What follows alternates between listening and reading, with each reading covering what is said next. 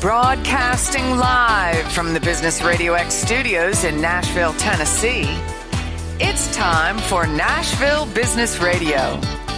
Now, here's your host. Welcome to another exciting and informative edition of Nashville Business Radio. Stone Payton here with you this afternoon. Please join me in welcoming to the broadcast with Thrivence, Ann Hatcher, and Gary McClure. It's a delight to have you on the show. I got a ton of questions. We probably won't get to them all, but maybe a good place to start is if you could just kind of paint us an overview, give us a little bit of a primer on mission, purpose. What are you and your team really out there trying to do for folks? Sure, I can take that one. This is Gary, and Thrivence has been around for a couple of years. And in short, we just say we love to help organizations go farther, faster.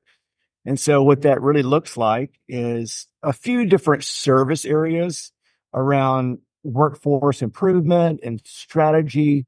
We help companies around data and technology, leadership, operational improvement. So as a management consulting firm, we primarily work with leaders all across the country. It's a lot of fun. Well, it sounds like good, noble, purposeful work if you can get it. And I'll ask each of you individually, but we'll start with you, Gary. What's the backstory, man? How'd you get in this line of work? Well, I can start and then Ann can fill in. I've been a management consultant for about 16 years. Before that, 20 years in corporate marketing. And I just get a lot of joy out of coming alongside leaders and helping them do what they do better. How about you, Miss Ann? So my whole career has been spent in human resources, inside companies, primarily in healthcare.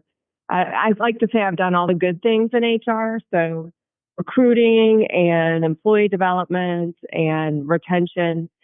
And in my last role, I had the opportunity to lead the HR function at a really large healthcare company.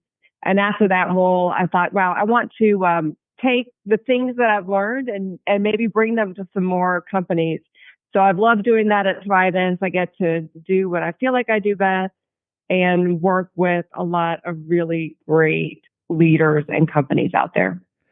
So, Ann, 2+ years into this expression of your work, what are you finding the most rewarding? What's the most fun about it for you these days? I always love the start of things. I like building relationships, learning what's going on at this company. How is it different from other organizations? How are their goals a little bit different? But how can I bring some of my knowledge about how we're all kind of the same? And I really love exploring how companies are addressing some of the emerging challenges, like what are they doing about mental health for their employees right now? Or what are some unique ways that companies are trying to get people to join them and stay with them? So working with a lot of different companies, I get to see a little bit of what's new and different. Now, am I accurate in saying that you guys have an area of expertise, a stream of work, and some real experience and specialized knowledge around helping organizations with their hiring challenges? Yeah, thanks. We have several people on the team who have a recruiting background, building and leading what we call talent acquisition organizations in companies. And a lot of us also have a really strong marketing background. So we're able to bring those things together, as well as our emerging understanding of how to leverage artificial intelligence as a tool. We're able to bring all these things together to help companies really amp up their hiring. Well, I may be projecting some of my own woes onto other people, but I'm operating under the impression, even with the advent of all the job boards and the platforms where theoretically we would all be able to connect and learn more about each other, hiring's not getting any easier, is it? Well, that's a great point. You're not projecting. You are absolutely reading what's going on out there. There's a couple things going on in the labor market from my perspective. We all know there's just not enough supply. So recently we worked with an engineering firm that is trying to grow. The nation is not producing enough engineers. So kids, go get an engineering degree. But it's not just that jobs exceed supply. The labor market participation has been going down over the last many years. And we can talk about some of the reasons why that's happening, like the gig economy. But there's just fewer people out there. And the labor market's become a little more stable too. So people aren't moving around as much as they were in the immediate post-COVID time. Well, and you mentioned a moment ago, you brought up AI. Talk a little bit about the role that AI is playing, should be playing, and maybe even share, if you're doing it, how you're bringing it to bear. Yeah, what we've seen, especially in marketing and HR, they're typically the quickest to embrace AI. And, for HR, some of the use cases are pretty standard, like resume screening and candidate matching. Those have been around for a few years. But what we've seen, some of the common applications are enhanced job descriptions and job postings. So AI can really help companies craft these descriptions to be more compelling and inclusive, and also very, very targeted. It's amazing how they can have personalization and targeting toward a desired audience. Onboarding and training is another area, Stone, where we're seeing AI be really, really effective. But I think some of the more fun areas gaining popularity are using AI for sourcing. So AI can identify what we call passive candidates. These are people who are not really actively looking for a new job, but they can be impressed to change. And so AI can go scan job boards and social media and other platforms really, really effectively. Chatbots is another area. I think we've all experienced chatbots online so far, and HR is no exception on that. However, we really don't recommend using chatbots, at least not yet, because there's still some risk involved around mistakes and biases. But I think one of the most interesting aspects that we've seen with AI in recruiting is video interview analysis. It's really amazing what AI can do here. So some of these tools will analyze video interviews, and they'll look at candidates' soft skills and communications abilities, and even their personality traits. It's absolutely amazing. They can measure tone, how they say things, body language, facial expressions. It's really, really impressive. So those are just a few examples, and we're seeing new ones every day, it seems like. Well, that is a fascinating idea. Never even crossed my mind, a video interview analysis. Of course, over the years, I've been very blessed to hang out with some people that were very good at assessing those things in person. But to have AI, I've got some homework to do. I got to get on the other side of it. Oh man, that is very cool. Well, let's dive into the work a little bit. And we can cite specific use cases. Of course, you probably don't want to name any names, but let's just walk through an engagement, if that's the right word. And you could use, the Business RadioX network as a use case, but I'm particularly interested in what happens early on. We come to you, we need people to run studios, or we need people to help us do this task or this task. Yeah, walk us through your process, if you would. I would say the first step, and honestly, in my experience, companies don't really spend enough time right here, is know what you're looking for. If you don't know what you're looking for, you're never going to find it, right? And that's when we end up settling on candidates. And so a way that we help companies with that is, let's identify your gold star ideal candidate. And the great news is you probably have a lot of people in your organization who are absolutely gold stars.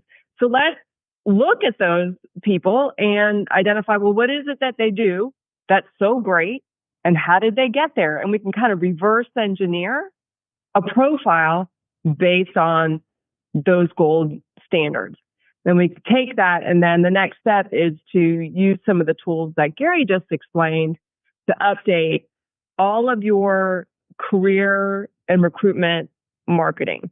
So where do people like your gold star candidates? Where do they hang out? What do they care about? Who do they pay attention to? Let's take all that information and craft some really compelling messages that target those people, so we're really pulling out those passive candidates like Gary described.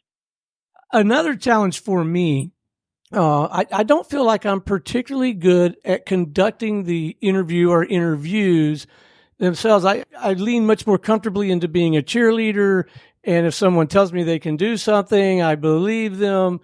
in working with you guys, would we maybe pick up some insight on how to be better at the interviewing and selection process, or is it something we turn over to you largely? Or any counsel on that front?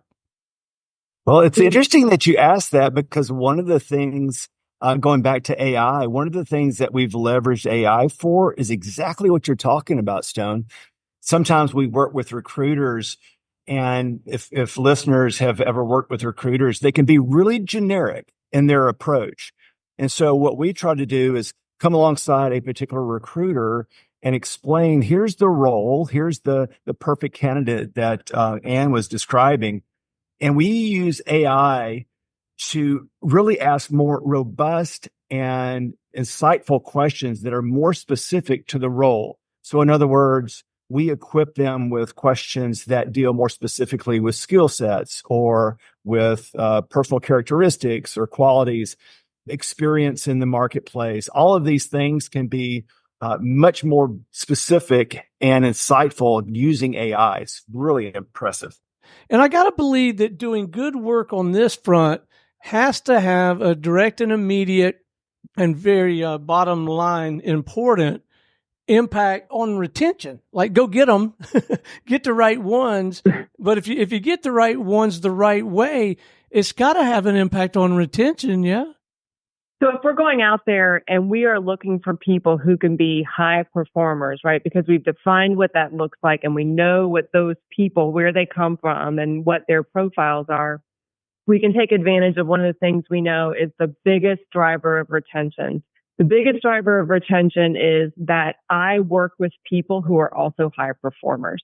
So if we just kind of create this wonderful virtuous cycle. Another way that we help companies, and we do this within our own organization, is building referral programs.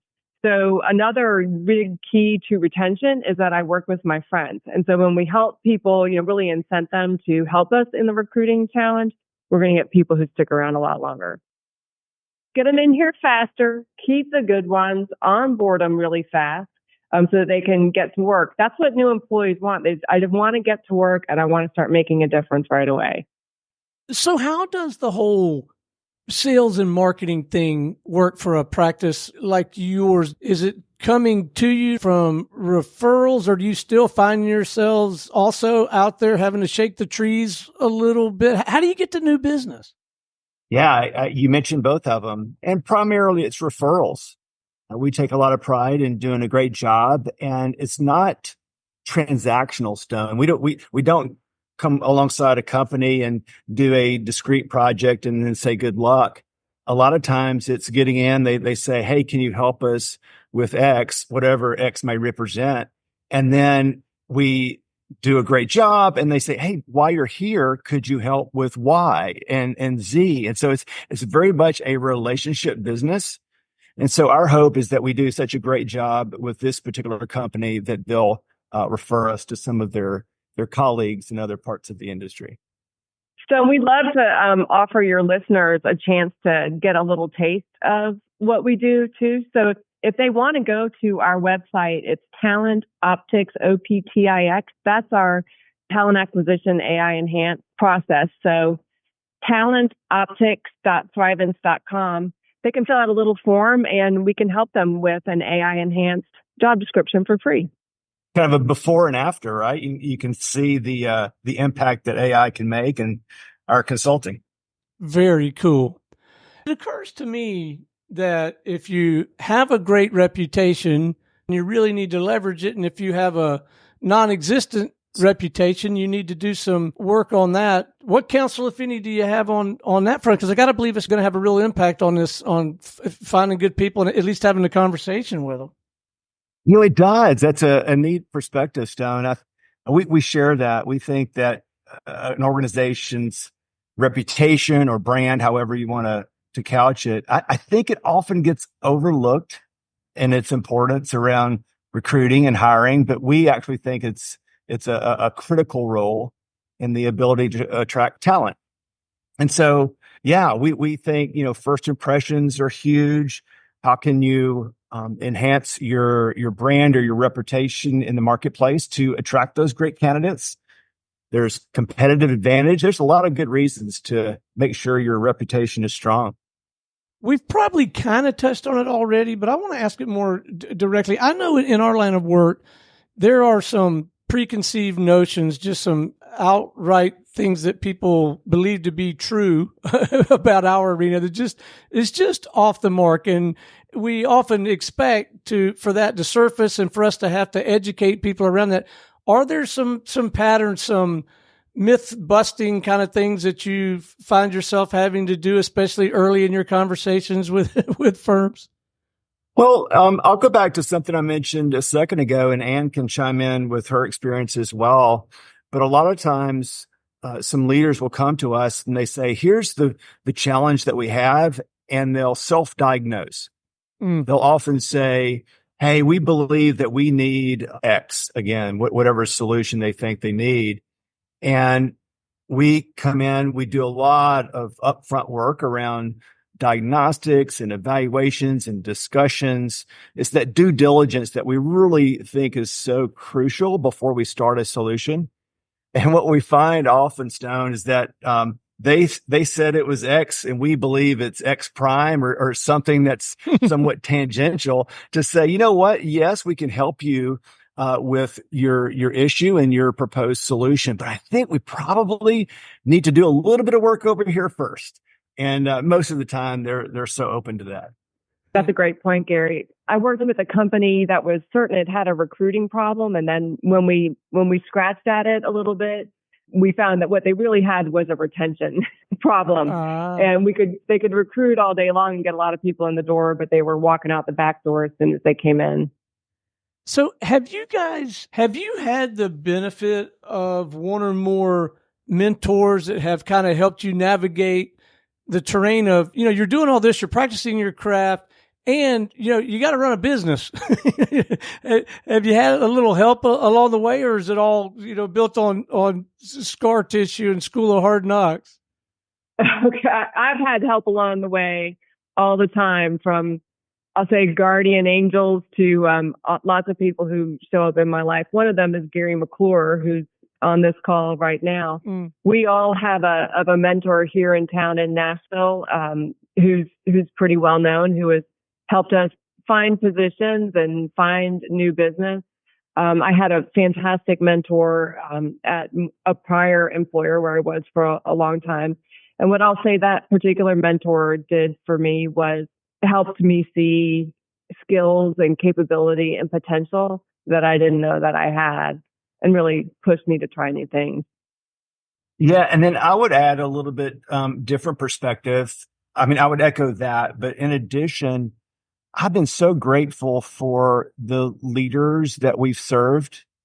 Again, I mentioned I've been doing this for about 16 years. And it's really both sides of the fence, Stone. And by that, I mean, I've seen leaders that I just want to emulate. I'm like, oh my gosh, what a great practice, or I love that technique, and I'll write it down and I'll try to remember it.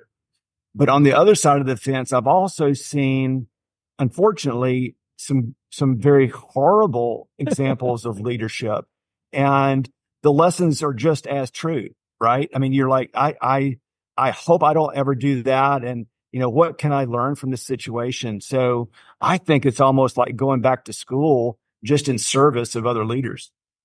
What an excellent point. And you can learn a ton from good clients, can't you? That's right. And bad ones too. And bad ones too. That's right.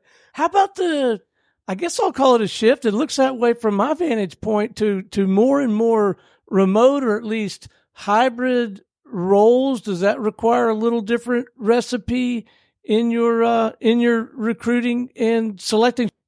Probably that is the single most, I'm kind of thinking in my head here, probably the most impactful shift in the marketplace, ever since COVID, of course, as far as recruiting and hiring practices. Yeah, I think you're spot on.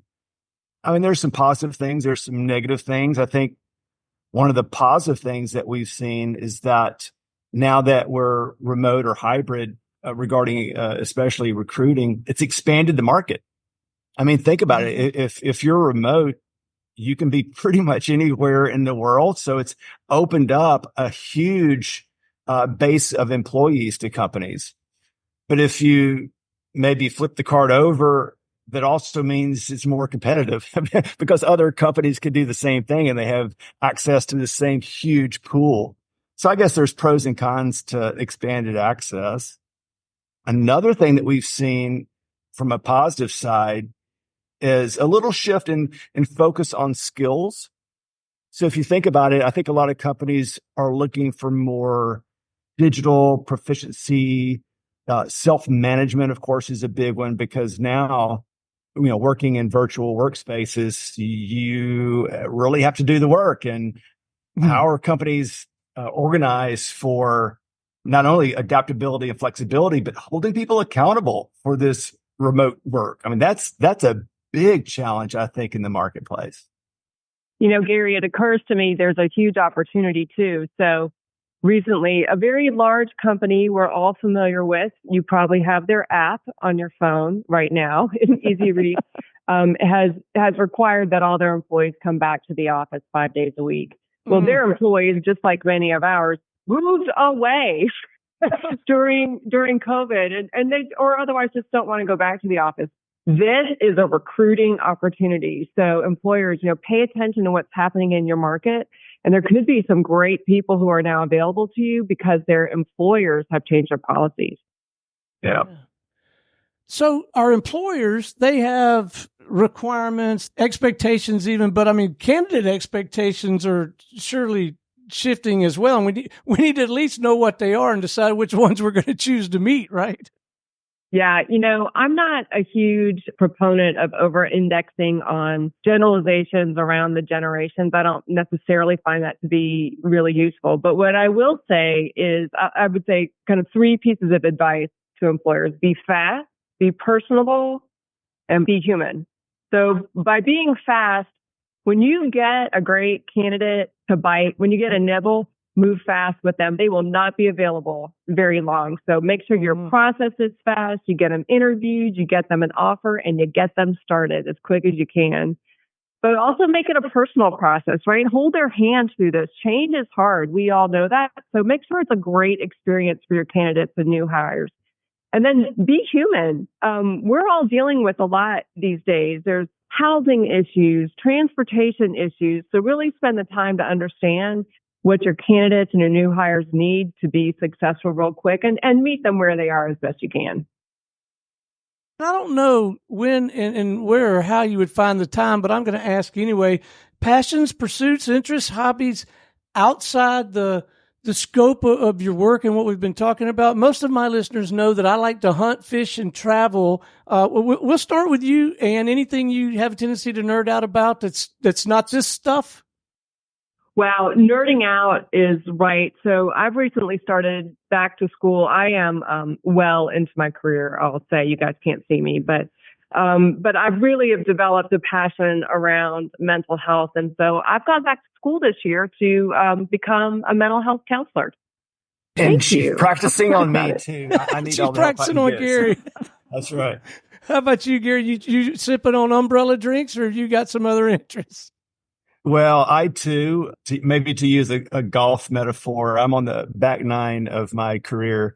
So I find it very appealing, I guess, to invest in others. So share experiences and wisdom. So my thing that I love doing is teaching, whether it be children. I've taught Sunday school at church for, 12 or so years. I also teach at the university level here in Nashville. I teach at Vanderbilt, and then I teach adults through my work. So it's just so much fun to share wisdom and life lessons and pour into others. I did not realize that I was talking with Professor Gary. That was not in my notes, but now I know.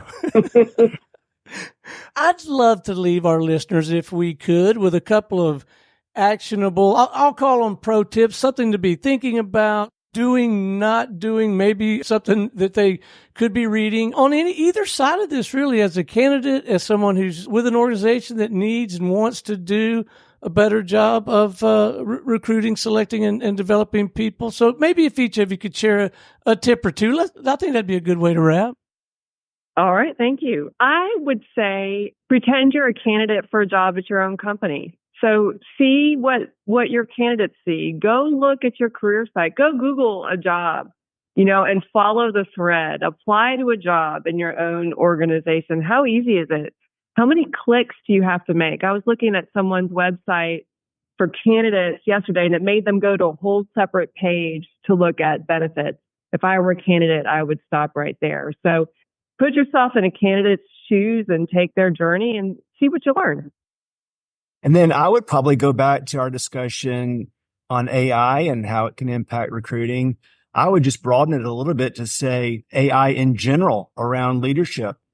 So many people ask us, where do I start? How do I start? And I would just suggest to your listeners, pick something small, make it iterative, meaning, is AI going to be useful in helping you summarize a book or prepare for a meeting? So think about it on a leadership level, personal. And then once you get familiar with the tools, like there's various GPTs you can play with, then you can apply it to your enterprise or your organization at large. But just start small and get familiar with it. Marvelous counsel. Well, and Gary, it has been an absolute delight having you on the broadcast this afternoon. Thank you for your insight, your perspective, your enthusiasm. You guys are doing such important work that has such genuine impact for so many of us. Thank you, thank you, thank you. It's done. Thank you. Thank you. My pleasure. All right, until next time, this is Stone Payton for our guest today, Ann Hatcher and Gary McClure with Thrivence, and everyone here at the Business RadioX family saying we'll see you again on Nashville Business Radio.